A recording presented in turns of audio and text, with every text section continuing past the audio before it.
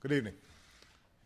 Today, the United States, together with our close allies and partners, took an important first step toward a comprehensive solution that addresses our concerns with the Islamic Republic of Iran's nuclear program.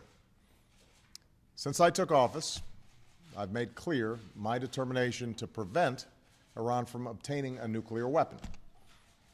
As I've said many times, my strong preference is to resolve this issue peacefully, and we've extended the hand of diplomacy.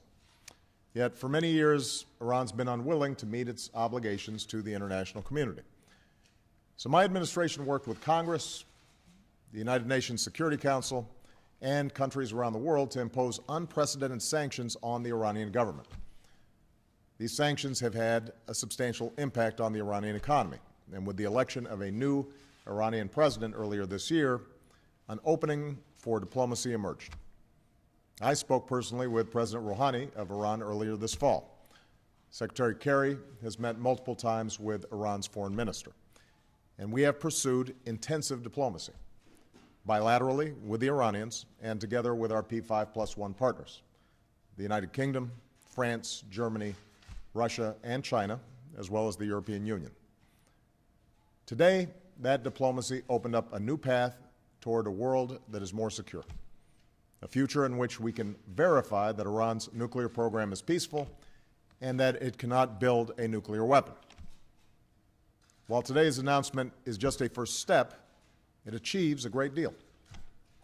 For the first time in nearly a decade, we have halted the progress of the Iranian nuclear program, and key parts of the program will be rolled back.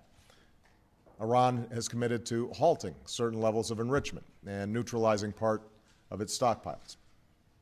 Iran cannot use its next-generation centrifuges, which are used for enriching uranium. Iran cannot install or start up new centrifuges, and its production of centrifuges will be limited. Iran will halt work at its plutonium reactor, and new inspections will provide extensive access to Iran's nuclear facilities and allow the international community to verify whether Iran is keeping its commitments. These are substantial limitations which will help prevent Iran from building a nuclear weapon. Simply put, they cut off Iran's most likely paths to a bomb. Meanwhile, this first step will create time and space over the next 6 months for more negotiations to fully address our comprehensive concerns about the Iranian program. And because of this agreement, Iran cannot use negotiations as cover to advance its program. On our side, the United States and our friends and allies have agreed to provide Iran with modest relief while continuing to apply our toughest sanctions. We will refrain from imposing new sanctions, and we will allow the Iranian government access to a portion of the revenue that they have been denied through sanctions. But the broader architecture of sanctions will remain in place, and we will continue to enforce them vigorously. And if Iran does not fully meet its commitments during this 6-month phase, we will turn off the relief and ratchet up the pressure. Over the next 6 months, we will work to negotiate a comprehensive solution. We approach these negotiations with a basic understanding.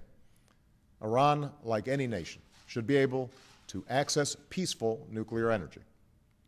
But because of its record of violating its obligations, Iran must accept strict limitations on its nuclear program that make it impossible to develop a nuclear weapon. In these negotiations, nothing will be agreed to unless everything is agreed to. The burden is on Iran to prove to the world that its nuclear program will be exclusively for peaceful purposes. If Iran seizes this opportunity, the Iranian people will benefit from rejoining the international community, and we can begin to chip away at the mistrust between our two nations. This would provide Iran with a dignified path to forge a new beginning with the wider world based on mutual respect. If, on the other hand, Iran refuses, it will face growing pressure and isolation.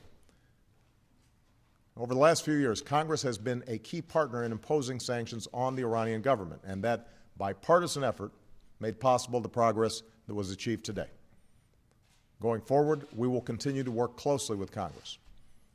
However, now is not the time to move forward on new sanctions, because doing so would derail this promising first step, alienate us from our allies, and risk unraveling the coalition that enabled our sanctions to be enforced in the first place. That international unity is on display today. The world is united in support of our determination to prevent Iran from developing a nuclear weapon. Iran must know that security and prosperity will never come through the pursuit of nuclear weapons. It must be reached through fully verifiable agreements that make Iran's pursuit of nuclear weapons impossible. As we go forward, the resolve of the United States will remain firm, as will our commitments to our friends and allies, particularly Israel and our Gulf partners, who have good reason to be skeptical about Iran's intentions. Ultimately, only diplomacy can bring about a durable solution to the challenge posed by Iran's nuclear program. As President and Commander-in-Chief, I will do what is necessary to prevent Iran from obtaining a nuclear weapon. But I have a profound responsibility to try to resolve our differences peacefully, rather than rush towards conflict. Today, we have a real opportunity to achieve a comprehensive, peaceful settlement, and I believe we must test it. The first step that we've taken today marks the most significant and tangible progress that we've made with Iran since I took office.